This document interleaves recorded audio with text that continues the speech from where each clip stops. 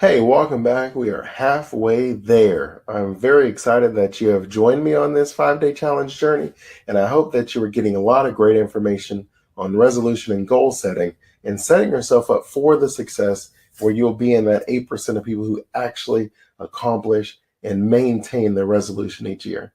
I am very excited just to really uh, get to know you guys, to learn more about you as we focus and figure out exactly what it takes to create the change that you want to make in your life. So on day 3, we're going to identify the obstacles.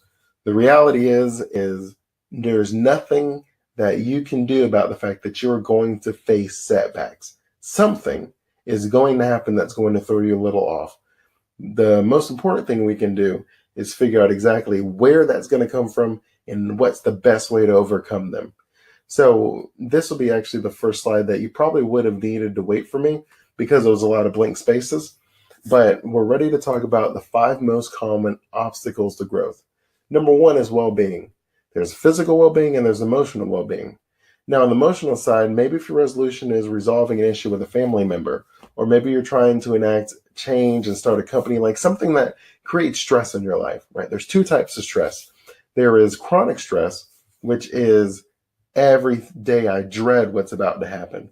And then that would be, let's say it's a job that every single day is just worse than the last day. Now, the other one would be acute stress. So the same job example, this would be where it's more like I have a lot of stuff due tomorrow, but once I get everything done, I'm okay. Right? So there's 2 types of stress, and so your overall well-being with the impact of your resolution and implementing that in your life is going to vary from person to person. On the physical side of it, if you're running like a marathon, you can be injured. You have to do some training with your body. You have to make sure your body's a well oiled and prepared machine. And what I mean by that is, let's say you wanted to run the marathon. You would need to obviously condition. Well, that means you would have to get good sleep. You'd have to eat healthy food, and that you may even have to take some supplements. Like you maybe need more calcium to make sure your bones are strong enough. Right? These are things that you would have to make sure you have ahead of time. And the same thing on the emotional side.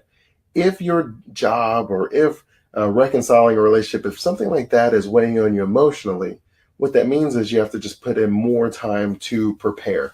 So you come up with a deeper schedule for work. You allocate some other of your tasks to maybe other people on the team if possible. You'll see the common theme with well being is always preparation.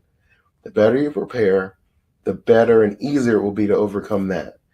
Number 2 is limiting beliefs. Right? We all have a set of beliefs that we live by, that we understand, that create our perception of reality. If you want to change your limiting belief, and what I mean by limiting belief is, I think that this is my lot in life, this is what I deserve, I can't do anything because I don't deserve good things, right? Things like this are limiting beliefs. Anytime you have a limiting belief, all you want to make sure you do is expose yourself to new information. Now, this is going to take time. It's not a quick fix, but the more you expose yourself to new information, if you go back to identifying the skill sets, the more you listen to of people achieving and succeeding, you listen to how they overcame the issues. Slowly but surely, you in return will start believing that it is possible, and it'll help you. So, exposure is what's most important with limiting beliefs. Number 3 is money, right? There's a lack of it, and it's hard to get funding. If we're talking about maybe if you wanted to start a business or if you wanted to eat healthy or something of that nature, you need more money. Well, whenever money is an issue, alternatives is the answer. Could you maybe go 50-50 with someone? Or maybe you could split it with 3, 4, 5 people, almost like a carpool of the money, if you will. If it's a business, could you get a business partner? Maybe could you start off smaller and scale your way up? Alternatives is what you have to focus on with money. And then after that comes time. We all only have 24 hours in the day, and there is nothing that we can do about it. But what you can control is how to allocate your time. So you want to make time. I don't believe that people necessarily have an issue with accomplishing things that they want to accomplish. So basically, what that means is if I see you and you're like, hey, Andre, I want to do this and it's really hard. And I would just be like, well, what are you doing with your time? Those distractions, you got to get rid of them. Those leisures, you got to get rid of them. And if you don't have any distractions or leisure, right, we'll put it in quotes, then what you have to do is you have to reallocate what you're doing, right? If everything you're doing is important, I need you to figure out what's most important and then focus on that. And if you can't, then that makes whatever else is like 2, 3, 4, 5 on your list, that makes that a distraction. And last but not least is fear, right? We have fear of the unknown, we have fear of rejection, we have fear of being overwhelmed. This makes it difficult for us to move forward. We have fear of just embarrassment, right? Like if you are going to put yourself out on Front Street, then you don't really want to look like a fool, for lack of a better term. But if you don't know, I'm going to tell you, everybody who starts out doesn't look stellar. It's just the way it is. You're learning as you go, you're improving, which is fantastic. But if you allow the fear of taking that leap, you will never be at the level that you want to be at without first taking the first step. And so whenever you find yourself dealing with fear, I'm telling you right now, all you need to do is expose yourself a little bit more to what you need to do. And we'll talk about that in tomorrow's challenge. And this will help you get over the fear, right? Usually fear has a lot to do with more of the unknown. We've talked about that in the previous day. So you have probably, I would say, a little less apprehension around fear. And hopefully you'll be able to overcome that. And what I want you guys to do for today's homework assignment, go into the Facebook group, Champions of Change, and just write down what category one of your fears fell into, or at least one of your obstacles fell into. And then if you're able to, or if you want to express anything in addition to that, maybe someone in the group will be able to help you work on your solution. Maybe someone can network and connect where it's like, I have the same problem. Let's work on the solution together, because that really is the goal. We're trying to build a community of like-minded, resolution keeping and goal achieving peers. And so that is what I hope, and then we'll be able to add more stuff to that.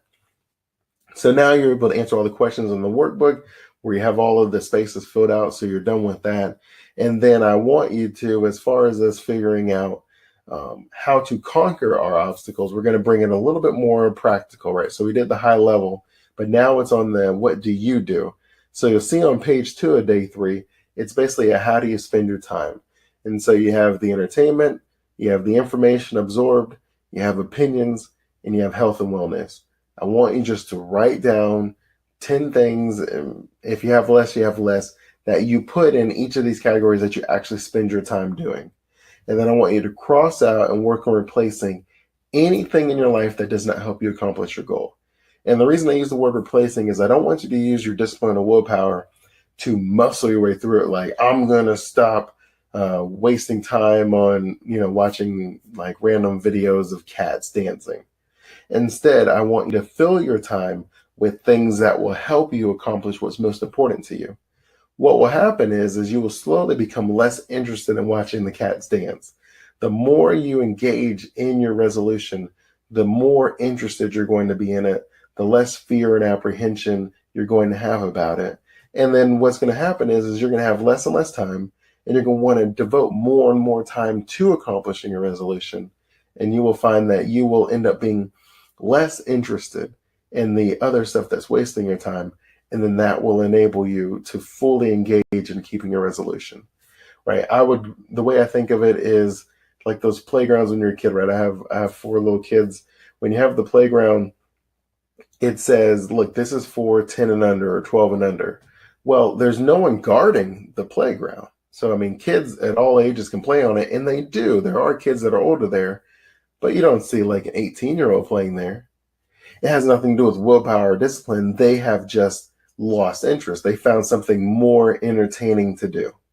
And I want you to do the same thing. I don't want you to police yourself in the sense that I'm going to force myself to not have fun doing something that I enjoy doing. But I want you to find other stuff that's aligned with your resolution that you do enjoy doing. And I want you to engage in that. So again, always enjoy your time. I'm excited that you're halfway done. I know you are too. And don't forget, if you have any additional questions for me, go to the Champions of Change Facebook group, Write your question in there. I'll be in there to answer it. Continue blessings and have a great day.